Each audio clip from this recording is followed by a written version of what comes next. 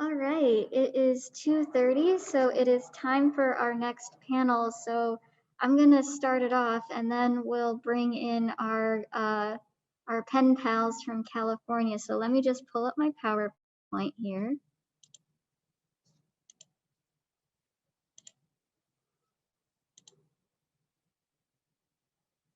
Oops, wait a minute.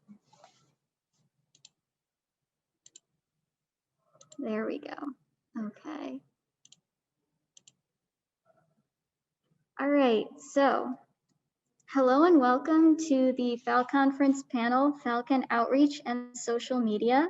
My name is Lauren Weiss, and I am the Marketing and Outreach Assistant at the UMass Amherst Libraries.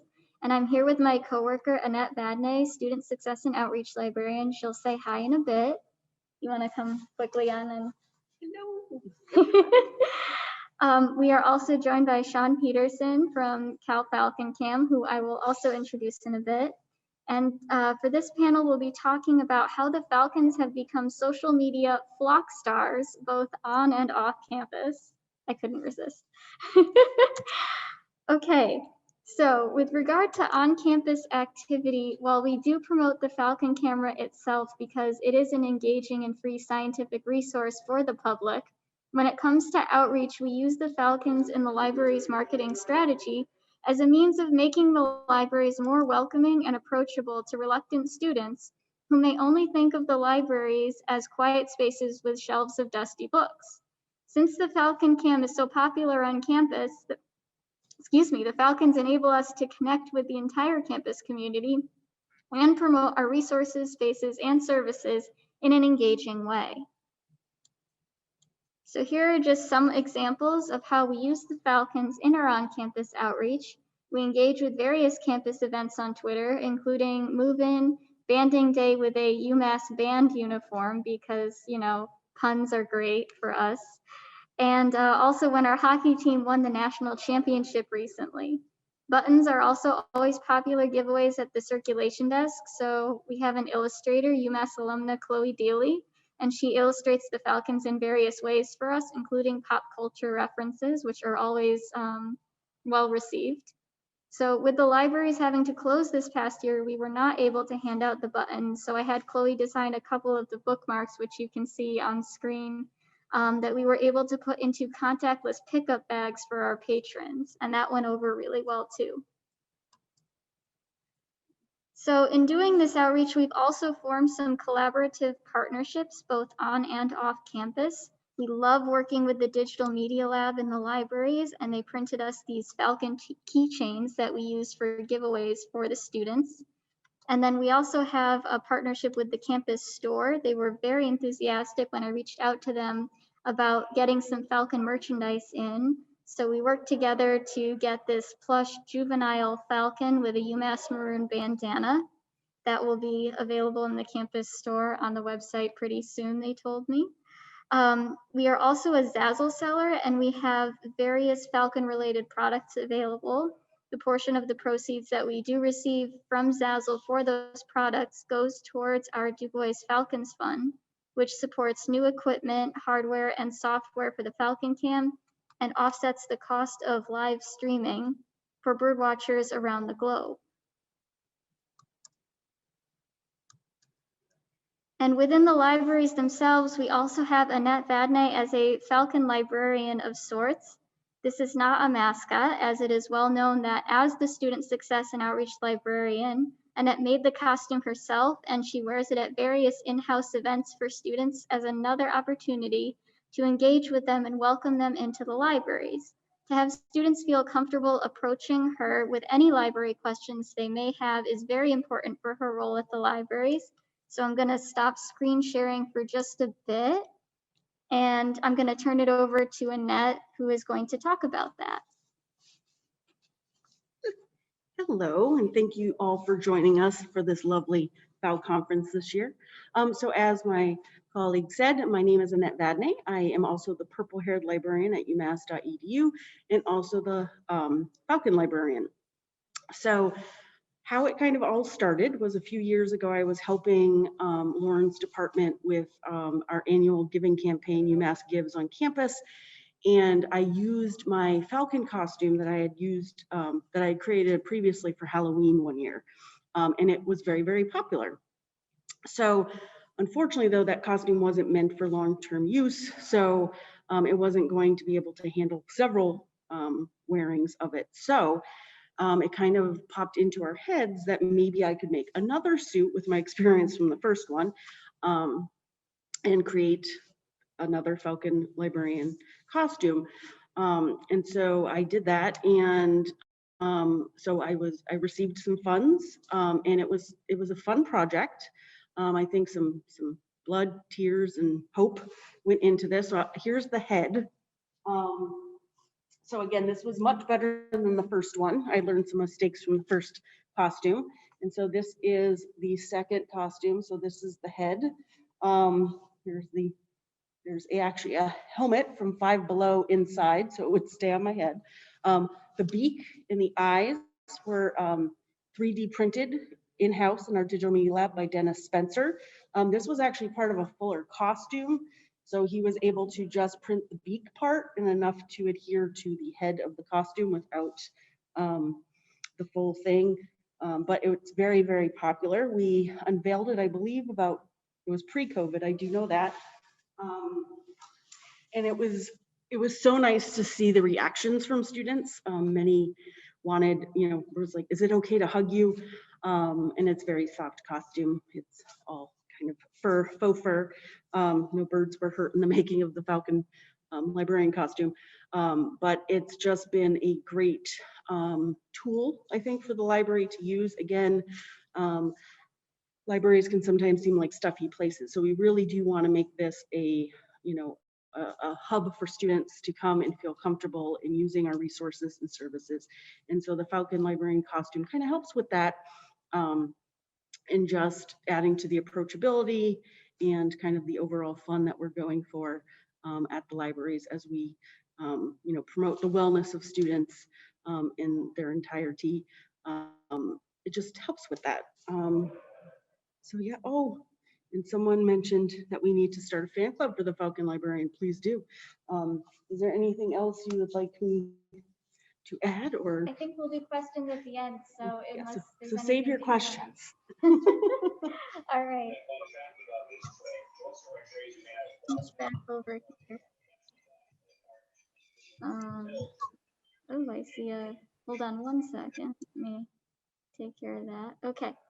Let me pull back my screen share here. Actually, I'm gonna leave it off because I want to share a different screen. I'm going to pull up 2 videos that we did with Annette as the Falcon librarian. We've used her in several video projects, and I would love to share some of those with you right now. So let me just share my screen here. This is the first one that we did, and it was to highlight our new contactless pickup service that we had to start because of COVID restrictions. And we figured, it's a really rough time for a lot of people, so we really wanted it to be a lighthearted version of this video that we shared with people. All right. So let me just pull that up.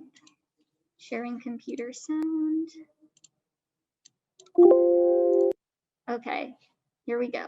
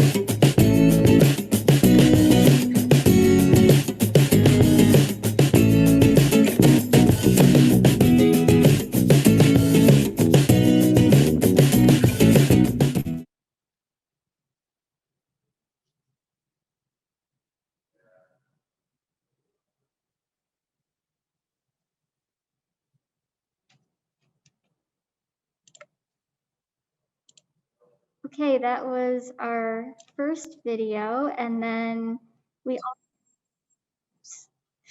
autoplay. And then we have a second one. This one was an internal libraries video that we did. It was just when the libraries first shut down and a lot of our staff were feeling kind of overwhelmed and uncertain about what was going on with the world. So Annette and I came back to the libraries and we filmed this video to kind of as a morale booster. So let me pull that one up.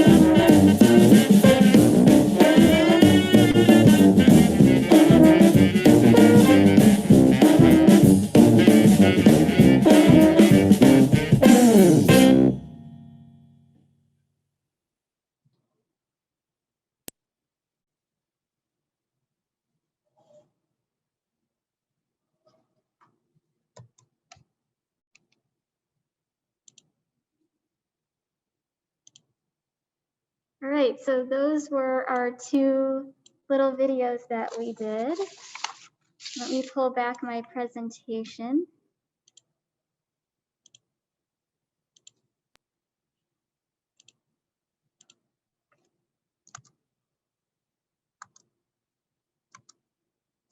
So now I'm going to talk a little bit about the social media part of it. So off campus, the Falcons are a big success on social media. The Du Bois Falcons Twitter page was started back in 2013, and it was run by then Falcon team member Holly Sutherland and the library's development and communication staff. And then when I joined the department a couple years ago, it became part of my job. And at that point, while Holly was taking care of the scientific tweets, I started to put in some of these fun engagement posts using Photoshop and our illustrator, Chloe. So here are just a couple examples of the engagement posts. It's always fun to do pop culture references with the Falcons. With regard to that first picture, we actually gave away sets of those Pokemon-inspired Falcon trading cards to participants in our Pokemon-themed event for the Libraries Outreach Series, which is a series of events that Annette and I started this past school year as a way to support the students' entire well-being. You know, we always support the academic nature as a library, but we also wanted to start supporting the entire whole student. So that's been really great. We do plan on incorporating the Falcons into this series more as far as prizes, giveaways, and advertising, since the students love them so much, and it's something they can relate to and connect with us about. So as part of the social media for this particular event, FalConference, we collaborated with the Eric Carle Museum of Picture Book Art to collect images of the community's Falcon artwork. We received a couple of submissions, and I'd like to show them to you now. We will be taking submissions throughout the summer, so there's plenty of opportunity for you to submit your images if you haven't done so yet. The link to the submission form is available on the FalConference website, and we want to stress that it is not for professional artists only. It is for everybody, including kids. So if you're a kid out there and you want to submit your artwork, we want to see it. We love that. So here are just a few of the ones that we've received. This one is called Diving Falcon by Leonidas, and thank you for submitting that. We also have an untitled piece by Zoe. which showcases some of the cute little baby chicks like we have up in the nest now. And this one is called Peregrine by Megan Russell. So I want to thank all of the artists who have submitted so far, and we'd love to see more. So our best social media opportunity has been the Falcon Cam Twitter Pen Pal program. And I got the idea for it when I read about the new Falcon Cam at Berkeley a few years ago, and I reached out to their Falcon team to see if they would be interested in getting a Twitter account and joining us in some online fun. You can check them out at Cal Falcon Cam. And since then, we've also been joined by the UMass Lowell Falcons at UML Hawkwatch and the University of Texas at Austin at UT_Tower Girl. So here are some examples of our pen pal engagement. We actually have our Cal Falcon Cam pen pals here with us right now. So I'm going to stop sharing and I'm going to turn it over to them for a bit. I have a short bio of Sean. I don't have Lynn with me, but Sean is a PhD candidate at UC Berkeley in the Department of Environmental Science, Policy, and Management. He studies marsh birds in the Sierra Nevada foothills, and in his spare time helps run the Cal Falcons media account. So if you both would like to talk a little about that, you're welcome to share your experiences. Yeah, thanks for the introduction. I'll introduce Lynn because we weren't sure if she could make it. So Lynn is the other person who primarily runs the social media account with me. Lynn is a biologist for the bird populations and does research in the Sierra Nevadas, northern goshawks, and spotted owls right now. And it's just been really fun being your guys' pen pals. It's kind of one of those things where we didn't expect it to be as popular as it was, but as soon as we started kind of talking with you guys and having kind of interactions and stuff, it really just kind of took off. And we've had a lot of really fun stuff we've kind of put together with other organizations. Yeah, it's our yeah, kind of the aim of Cal Falcons is not just Cal specifically and not university specifically. We've actually ended up being more of a Bay Area community and East Bay community touchstone. And we've been working with groups like the Lawrence Hall of Science Museum to try to put together school curriculum on animal behavior, and working hopefully now with the Berkeley and Oakland Public Libraries to donate binoculars. So we're trying to be a kind of community-wide to bring East Bay and the Bay Area together, and then it turns out that we have kind of people nationwide and worldwide interested too, and kind of connecting with the birds. And, yeah, I think that's one of the things that I've enjoyed most about social media is that it's not just like people in Berkeley or people in California or people in the US, but it really is people all over the world. You know, we have, and I'm sure you guys have the same thing where you have followers, you know, from countries all over the place and that are really interested in following our birds. Yeah, and so if you'd like, we can do a little introduction to the Cal Falcons specifically. We partnered with KQED, the Bay Area Public Radio station, to make a deep look video that we can show a part of, perhaps not the whole 5-minute clip, but Wait 1 sec while I get the screen share working.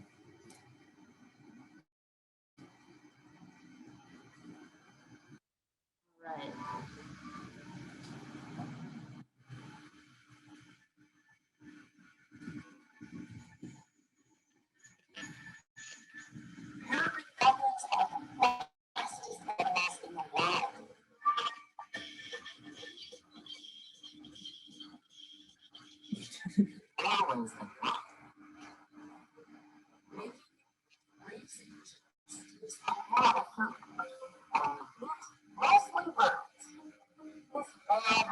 So we're having some audio difficulties.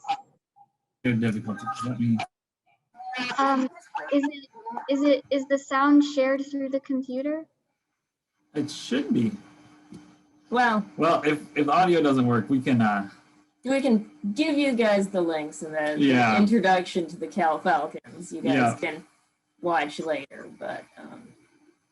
And then the other thing we wanted to share with you all was some of the other we've done, do like an April Fool's joke for for April Fool's. So we wanted to share this year's April Fool's joke.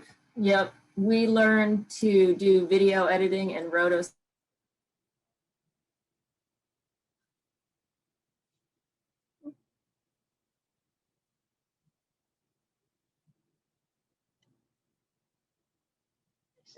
My internet.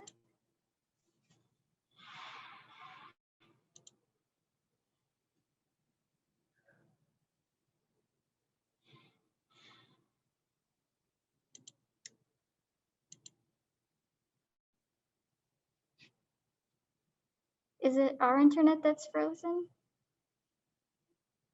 Oh no, okay.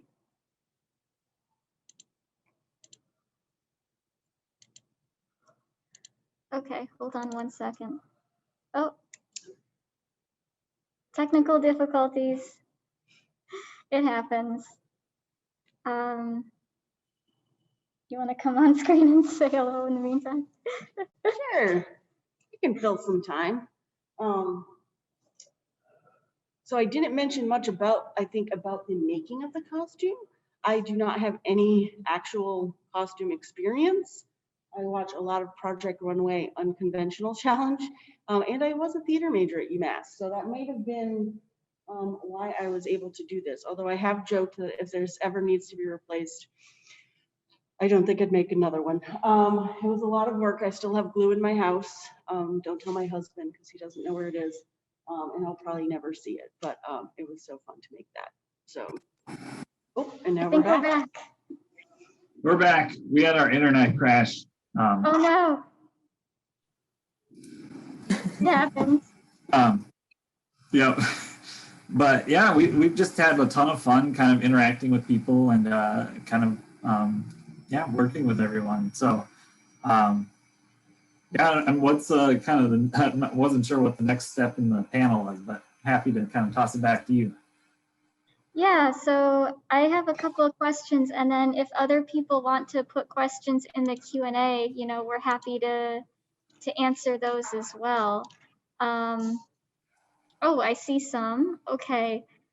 Somebody asked, any thoughts about doing a small book on the Falcons? So we were actually discussing moments ago before this panel started to put together a book for Falcons. We currently have a 2.5-year-old. So I've come to be pretty familiar with the sort of literature 2.5-year-olds appreciate.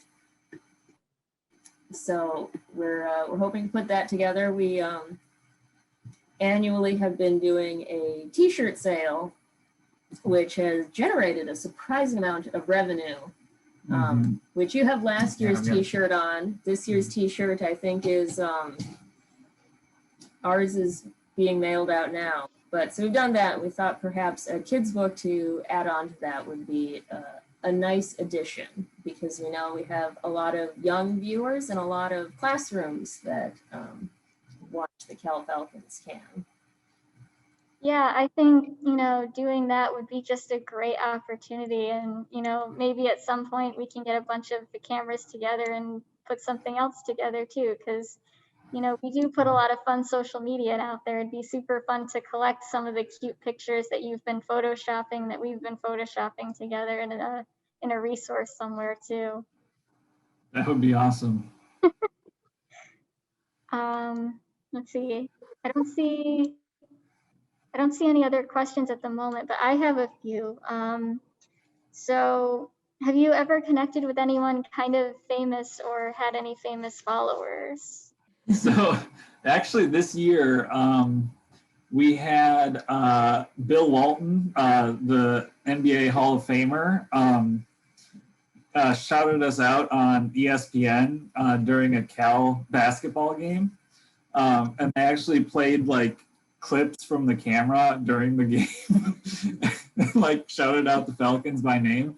So that was really awesome, kind of unexpected. But yeah, he apparently, Bill apparently, like for every does a college, announces a college basketball game, will look for something at each school that's kind of unique, and kind of pulled that for really fun. That's so cool. Oh my gosh. I love that. Yeah, maybe at our next UMass hockey game, maybe they can give us a shout out. That'd be fun. I also did want to ask you about if you could explain, like, because we haven't had a chance to do this yet, but we're looking at it. Your naming contests are always so much fun and generate so much enjoyment on Twitter. So if you could talk a little bit about that. Yeah, so the naming contest is both one of our most popular things, but also one of the most difficult to manage people's feelings about. People feel very strongly and have a very strong connection to the birds. And so people often have very strong feelings about what names are being picked and why and what they mean. And yeah, this year we just finished the naming contest. We had, I think, 3,000 votes in the final vote. And the winning names were Fauci, after Dr. Fauci, and then Kaknu and Wekwek, which are the names of traditional falcons in Ohlone and Miwok mythology, which are tribes to the Bay Area. So people were really interested in kind of honoring the local Native American tribes, and as well as the people who have kind of guided us through the COVID-19 pandemic. Yeah, and just as kind of a like big picture thing, because we're ecologists here, and this I think is true nationwide, world, especially in California, that California's unique habitat types were partially created and maintained by native tribes and their interactions with things like wildfires. So I actually really appreciate that the public wanted to honor this, piece of local wildlife by, recognizing a group that really created the Bay Area local wildlife as it has been historically. I think the names, I think, really do kind of generate a pretty strong emotional attachment for people, especially the adults, Annie and Grinnell. We routinely get messages from people that are like, "I would die for Annie." So, people feel really strongly about these birds, and so naming them is I think something that really kind of brings people closer to them. Yeah, I mean, we are actually looking at holding a naming contest for a few of our chicks. We have actually already promised one chick to be named by our UMass hockey team because they had that historic national championship win. So we will be revealing that on banding day. And for us, our banding day is June 8th, just so you can get it on your calendars now. It's going to be great. And I see that, you already had your banding day. So out of curiosity, how many banding days have you two been a part of? So I personally was up to do banding one year. You did banding this year. So our master bander and permit holder is Dr. Zika Glux from the UC Santa Cruz Predatory Bird Research Group, and she coordinates Bay Area studies relating to specifically peregrine falcons, but also raptors at large, but also statewide and region-wide. So she's been coming up to band with us, and we banded the chicks every year. Last year it was a lot of extra precautions. Yes. Last year we almost weren't able to, but many thanks to the campus facilities people for helping us get up there, helping kind of a way to get up and down the elevators without people being in super close contact. So, but yeah, we have a couple other members of Cal Falcons that are not on the social media, but are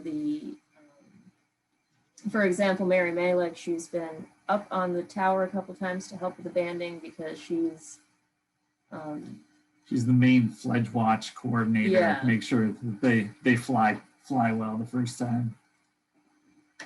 But I had not banded a peregrine falcon chick before, and so this year was my first experience with that, and boy, are they fluffy. That was, they look fluffy, and I can tell you that they are just as fluffy as they look. So we have a question. Have you ever considered or done a fundraising calendar with pictures of your falcons? And I guess for us, our Falcon librarian. So Annette, would you be up for that if we ever did that? Count me in. Have you ever considered a calendar? We have not. No, we honestly, other than the t-shirts, hadn't had really any thoughts of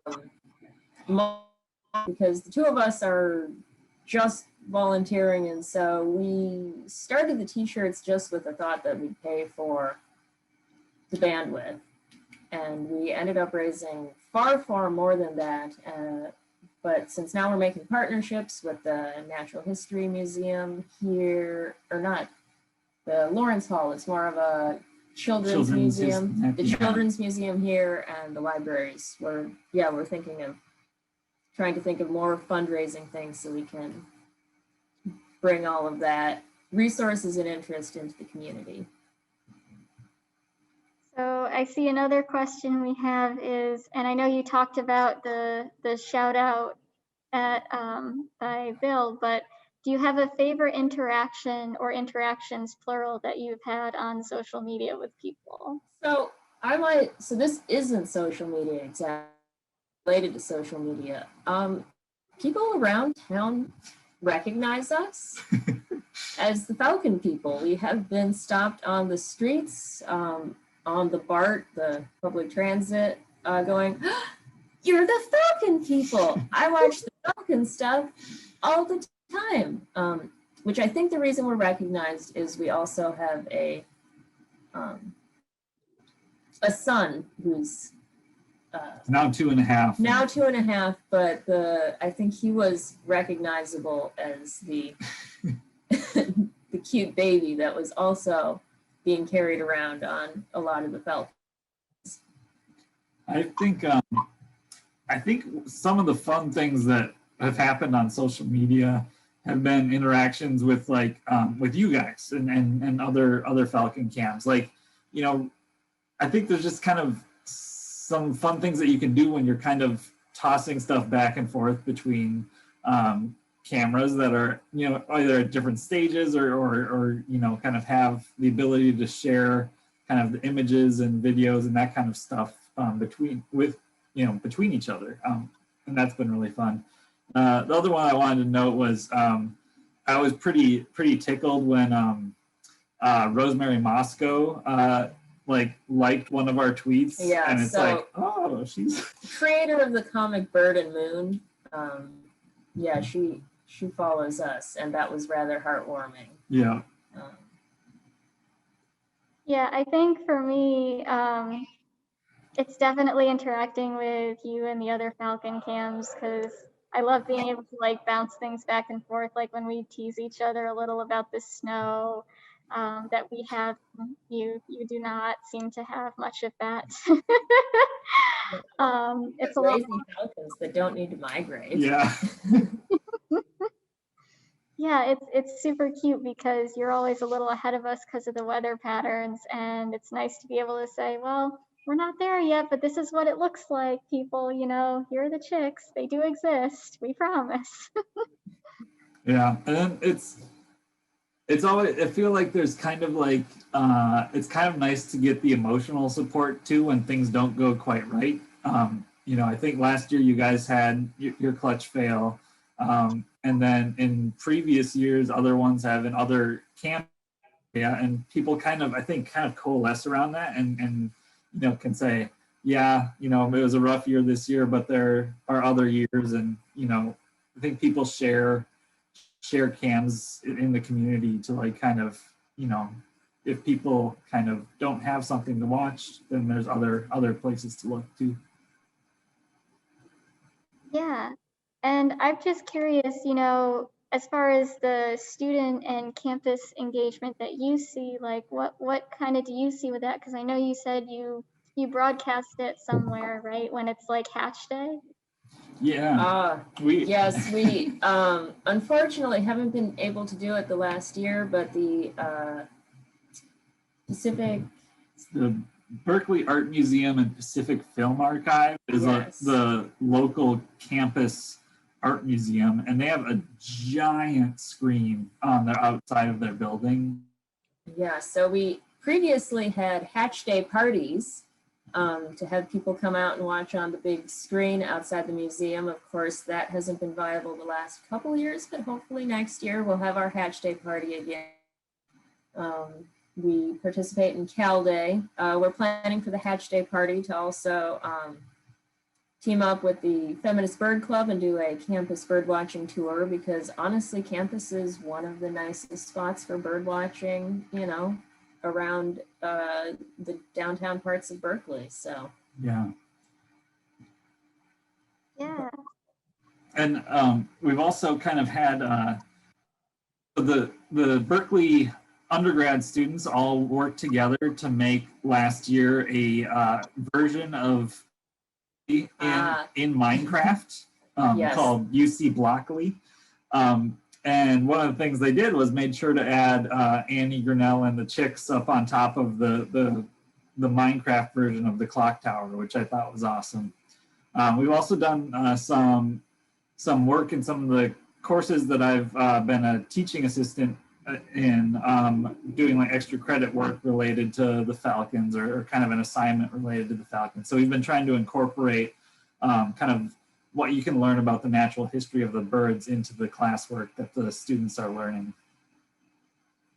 So for those people who are not necessarily as familiar with Cal Falcon camps, can you talk about where the names Annie and Grinnell came from? Oh yeah, both Annie and Grinnell are really important, not just to the university, but also to ecology for California and worldwide. Joseph Grinnell, that the male is named after, somehow had the incredible foresight, and he wrote about this, that people are going to want to know 100 years from when he was a natural historian himself in the 1920s, 30s, and 40s, that he presciently knew that people would want to know about the natural history then and be able to look back. And so he collected absolutely meticulous data and observations and specimens from all over the state of California. And so UC Berkeley has been doing the Grinnell resurvey over the past decade or so, to try to look back at what was being observed 100 years ago versus now. And that's actually the source of some of our best knowledge about how human activities, climate change, and development have changed California, and help actually understand how species communities, ecology, and habitat have changed through time. And so we are forever indebted to Joseph Grinnell for being able to understand that. And Annie is named after Annie Montague Alexander, who was a really fascinating woman. She inherited an asparagus fortune, and she basically said, you know what, I'm going to use all this money to make sure that science is being done right in California. And also that she wanted to tag along and perform all the science. So she founded the Museum of Paleontology at UC Berkeley, and the Museum of Vertebrate Zoology at UC Berkeley. two big museums here, and then funded all of the collecting trips and everything. So she's got like 6 or 7 species named after her that have been discovered because of her work, and she's just an absolutely incredible woman. What's the quote on her on her memorial stone?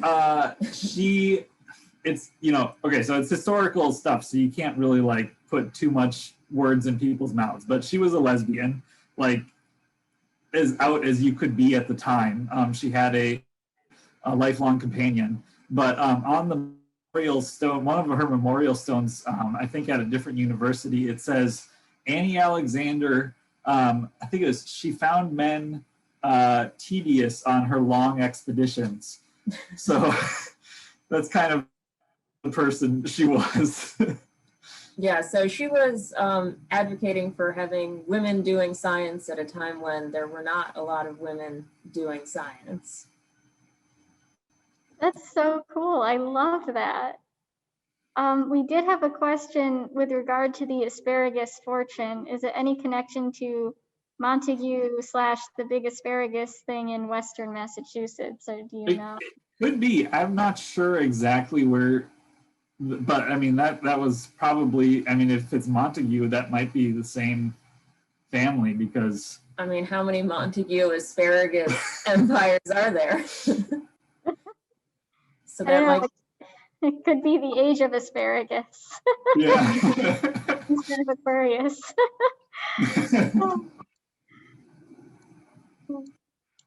It's late in the day, I can make a pun. So you talked about some of the opportunities that you've found coming out of, you know, the Falcon Cam's popularity. Are there any that you're super looking forward to doing? I know you talked a little about the binoculars thing. Yeah, I'm really excited about having binoculars donated to the local public libraries because, you know, people start with watching Falcons. A lot of kids are watching Falcons, and a lot of people, you know, are kind of asking like, well, how do I, you know, learn more? How do I go further? And I think that would be really nice because, you know, honestly, there's, you know, you can watch your backyard wildlife, but there is something about actually having a pair of binoculars that you can look through, that you can see these things, you know, up close and in real life. And so I'm looking forward to that. I'm looking forward to having more of our curricula getting out. That's been a slower process than we hoped, just because that kind of thing takes longer than you think. But yeah, I mean, I kind of hope in the future we can also start doing stuff like classroom programs. We do work with also the Lindsay Wildlife Experience, which is the local education and wildlife rehab center. And I'm hoping we'll be able to do more outreach with them and some of their ambassador animals. And I think another thing that's really kind of stuck out for me is a lot of people write to us and say, you know, I never thought about birds before, but now this camera, I've kind of like taken a class or something. So being able to direct people to local bird organizations or something like that, where they're able to learn more, has been really rewarding, I think.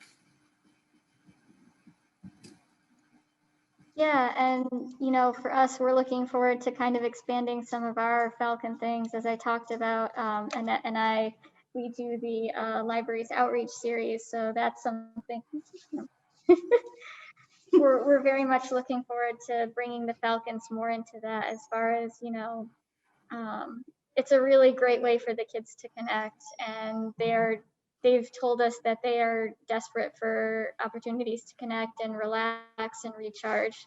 So that's why we see our main focus with using them as, you know, we have the camera, you can come learn more about it. We can also, you know, use them as little fun prizes and just ways to really connect with students and make them feel comfortable coming to the libraries. You know, we are a 28-story library, and it's very intimidating to a lot of people. We don't want it to be intimidating. We want it to be a really welcoming place. So I think that I know from my work as the Falcon Librarian, when we have had the costume out for various things, kind of before COVID shut everything down, the reaction, the smiles, even people you can tell didn't, luckily Lauren worked with people, so we actually got a golf cart and went around campus, because that's a hot costume if you're gonna be walking around a very large campus. So they wanted to make sure I was okay. So we got driven around, and you'd see people who, wanted to be really cool, but that smile still came over the face of when they see this gigantic Falcon Librarian. So again, it just adds the approachability and making this a welcoming, approachable space. Which we just need to say, we are totally just struck with jealousy about the Falcon Librarian. Yes, it's true. It's amazing. Yeah, I'm not sure if our costume making skills could be anywhere near those. It was a lot of, I'm a librarian, so a lot of research went into it, a lot of Comic-Con websites and things like that. And even my husband was shocked how well it came out. My dog hates it. When I came out, I think the first time I unveiled the costume, my cats and dogs were not very happy. But yeah, like I said, I'm even surprised how well it came out. That's why I'm like, if you ever need another one, lightning only, strikes once, so I'm not going to do another one. But yeah, surprised myself. But like I said, I think the DML, the printing of the beak and the eyes helped. You can't tell, but what I look through is what would cover like stereo speakers, so you can see through it and paint it, but you can't see me. But yeah, so just again, another tool that we can use to make the library a fun place. Yeah, we're not trying to like upend our campus mascot. We love Sam, Yep. the Minuteman. This is just, for really a welcoming, this is not a mascot at all. We don't call that because we know that you're in the costume. Yes. But it's just something fun that we do for students. And, that's really the heart of what we do everywhere, is doing it for the students. So. And I think after last year, it's proved like students want levity. So they actually do like sort of just fun, enjoyable things that, that aren't too heavy. So yeah, that's where the Falcon Librarian comes in. How long did that take you? Oh gosh.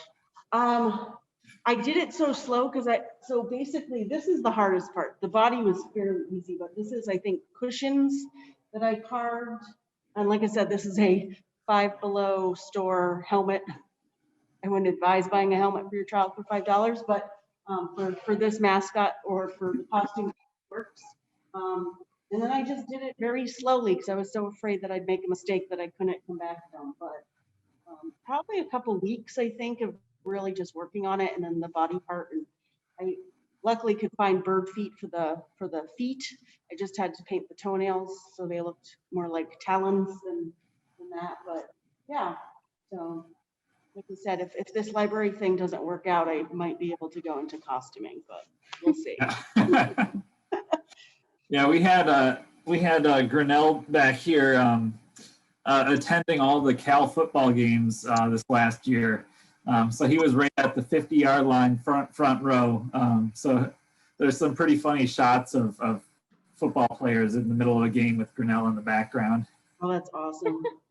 Yeah, I think when we debuted the costume the first time, people were like, is he going to go to is this going to show up at the games? And I can't be in that costume for too long because it's a little warm in there. So maybe costume 3 will have a fan in it. But yeah, well, we're not allowed to have any of our Falcon stuff at like the stores or whatever, because we're not allowed to confuse people what Cal is. Yeah. So I'm not sure if we'd be allowed to have that costume. Yeah.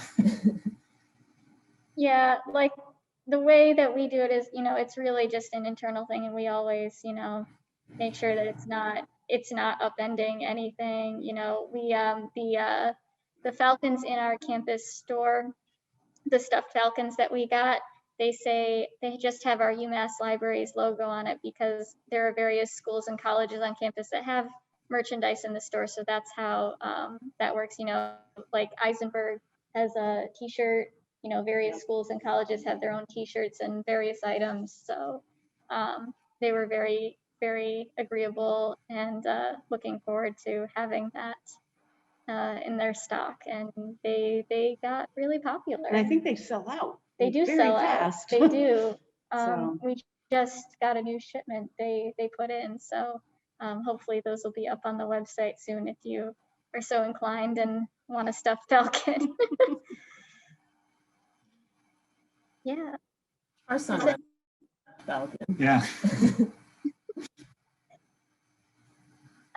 Does anybody out there watching have any other questions for us? Got a few minutes left. We can answer a few more. Can also fill time. We can do a little karaoke. No. Falcon karaoke.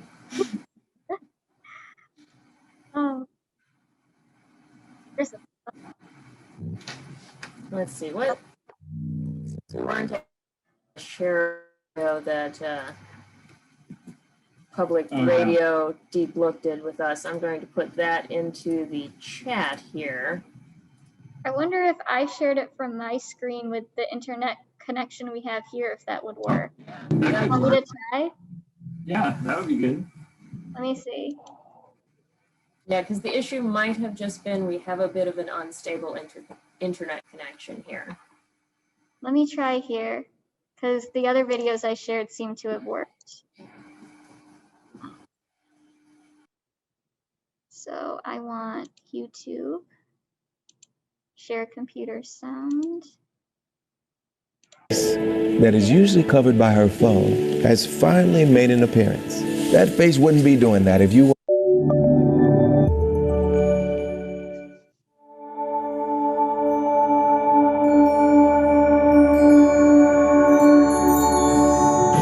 Peregrine falcons are the fastest animals in the world.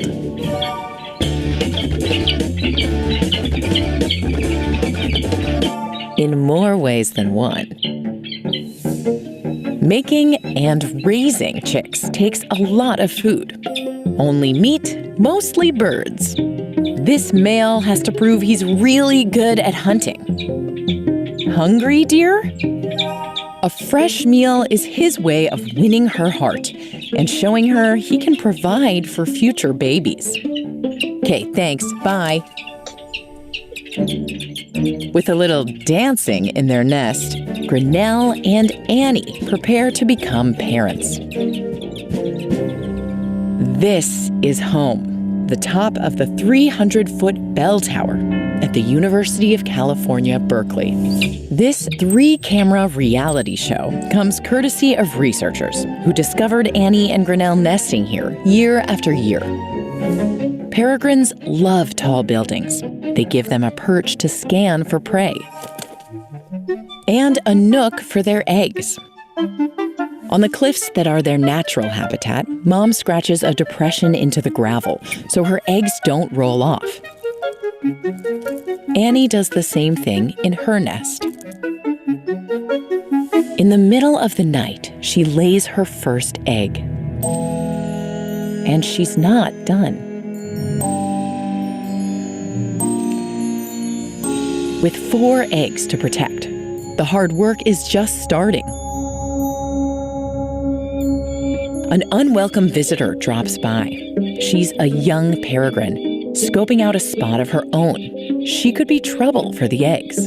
Grinnell is taking a turn keeping them warm, and he jumps into action.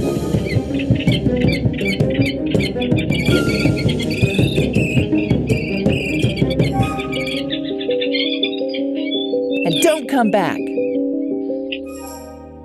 Peregrine falcon eggs faced an even more dangerous threat 60 years ago. Back then, the agricultural pesticide DDT accumulated in peregrines' bodies. The chemical reduced the amount of calcium in their eggs. Their thin shells broke when parents sat on them. Few eggs survived. Scientists worked tirelessly to bring peregrines back from near extinction after DDT was banned in the U.S. in 1972. They hatched the delicate eggs in captivity and returned the chicks to their parents to raise. Smile! Back in Annie and Grinnell's nest, Congratulations! 3 hungry mouths to feed. The 4th egg broke, maybe from lingering effects of DDT. Mom is careful to only feed the chicks tender morsels. By day 10, they can handle bones and feathers too. They just cough them up. Much better. At a month old, they develop an attitude. They need a ton of energy to grow their mature wing feathers. No wonder they're hangry. Soon, they're almost ready to take flight. All right, I got this. And okay, well, so I'm okay. At 6 weeks, it's the season finale their fans have been waiting for.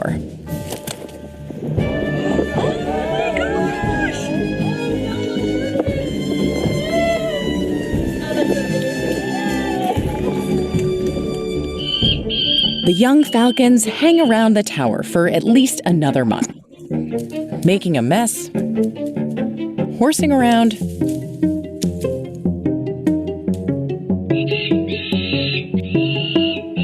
and yes, screaming at their parents. Their story almost didn't happen, but through conservation efforts, they're still here, keeping our cities just a little wilder.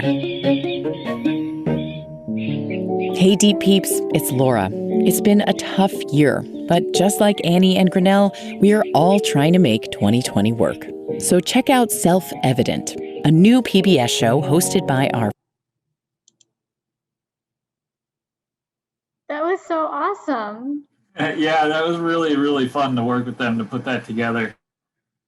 Oh my gosh, I love that so much. I like the attitude that you put into them, because it's hard not to notice that, like, I don't know if you saw earlier, we had Tom Riccardi here with his birds of prey. He's a raptor rehabilitator, and he was talking about, do birds have personalities? Yes, they absolutely do, and it's so much fun to see them, and especially when you can kind of give them a little bit of a voice like that. Yeah, it's been really fun to see them interact, and you can see those personalities totally come out, and even amongst the chicks you can see them developing their personalities really early on.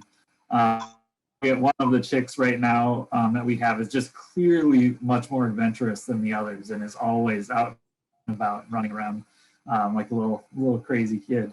Yeah, which I think is actually another reason why it's kind of fun to have our Falcon pen pals, because our falcons definitely have a different dynamic than other falcon nests that people watch, and that's kind